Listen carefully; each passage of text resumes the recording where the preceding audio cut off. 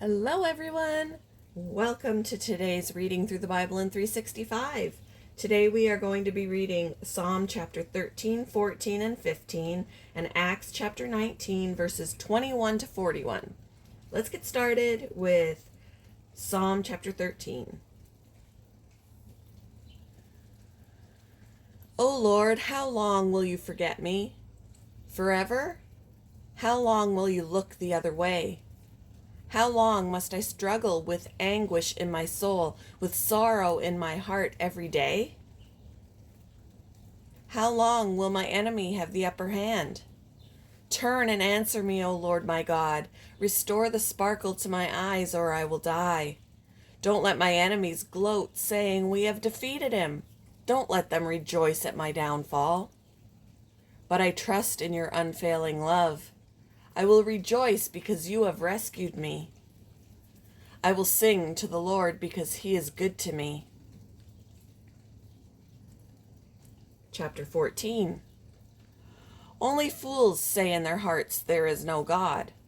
They are corrupt, and their actions are evil. Not one of them does good. The Lord looks down from heaven on the entire human race. He looks to see if anyone is truly wise, if anyone seeks God. But no, all have turned away. All have become corrupt. No one does good, not a single one. Will those who do evil never learn? They eat up my people like bread and wouldn't think of praying to the Lord. Terror will grip them, for God is with those who obey him. The wicked frustrate the plans of the oppressed, but the Lord will protect his people.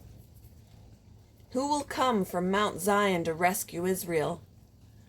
When the Lord restores his people, Jacob will shout with joy, and Israel will rejoice. Chapter 15. Who may worship in your sanctuary, Lord? Who may enter your presence on your holy hill?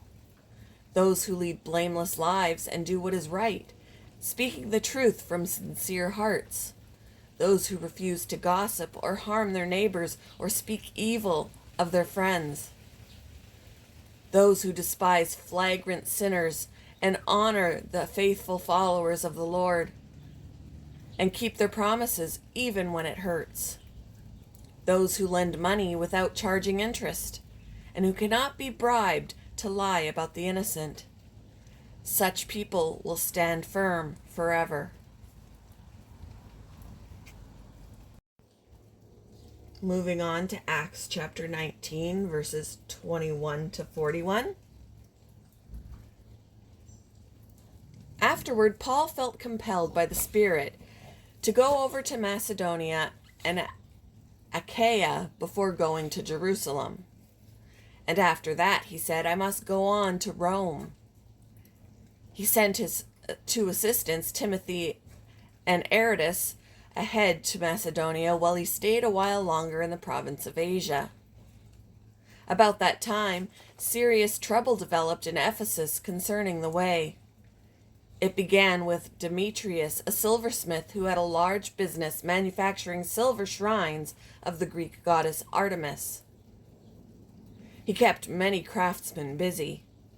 He called them together along with others employed in similar trades and addressed them as follows.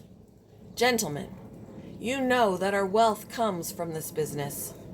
But as you have seen and heard, this man Paul has persuaded many people that handmade gods aren't really gods at all. And he's done this not only here in Ephesus, but throughout the entire province.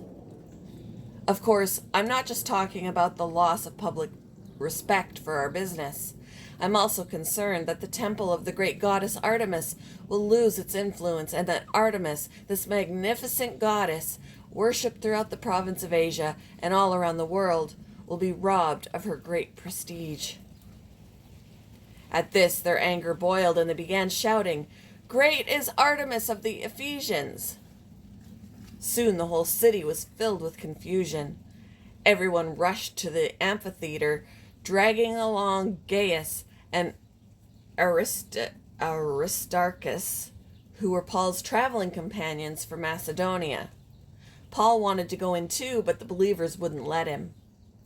Some of the officials of the province, friends of Paul, also sent a message to him, begging him not to risk his life by entering the amphitheater. Inside, the people were all shouting, some one thing and some another. Everything was in confusion. In fact, most of them didn't even know why they were there. The Jews in the crowd pushed Alexander forward and told him to explain the situation. He motioned for silence and tried to speak, but when the crowd realized he was a Jew, they started shouting again and kept it up for about 2 hours. "Great is Artemis of the Ephesians! Great is Artemis of the Ephesians!" At last, the mayor was able to quiet them down enough to speak. "Citizens of Ephesus," he said, "everyone knows that Ephesus is the official guardian of the temple of the great Artemis, whose image fell down to us from heaven. Since this is an undeniable fact, you should stay calm and not do anything rash. You have brought these men here, but they have stolen nothing from the temple and have not spoken against our goddess. If Demetrius and the craftsmen have a case against them, the courts are in session and the officials can hear the case at once. Let them make formal charges, and if there are complaints about other matters, they can be settled in a legal assembly. I'm afraid if we are in danger of being charged with rioting by the Roman government,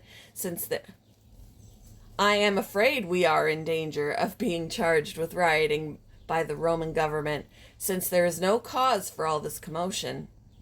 And if Rome demands an explanation, we won't know what to say." Then he dismissed them, and they dispersed.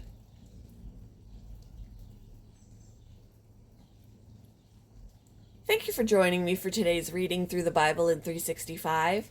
I hope you all have a wonderful Monday, and I will see you in the next one, guys. Bye!